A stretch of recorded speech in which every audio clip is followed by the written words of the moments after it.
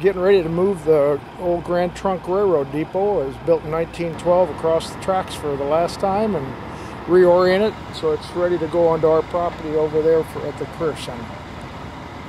It's kind of fun too to see all the community out here today watching this move across the tracks.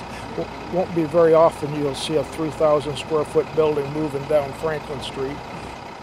One thing, we're preserving a historic building. The second, we're kind of preserving some of our railroad heritage. And the third thing, we're going to enhance our school. My school is at capacity. I've got a need to add programs, welcome more students. We've turned students away because we're at capacity. I can't really build onto the school now without a referendum. This is one way I can get this building, 3,000 square foot, add a new classroom for free, although we're going to have to renovate it. And again, that's going to be my students doing that.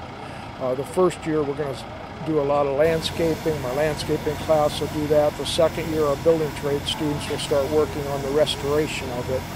As well as we're going to welcome in community groups and volunteer groups to help us with that as well. So it's kind of our plan. So we're looking at maybe 2 to 3 years down the road, that being an additional 3,000 square foot for my school, which will be the largest classroom I have. That's a big building. It's been quite a process. We've had tremendous support from the city. All the city officials have been great. We've had a couple of very generous donors help us pay for this.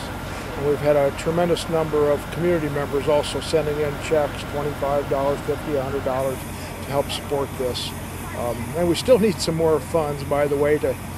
We've got the money to move the property, but we also are going to need some money to restore the property.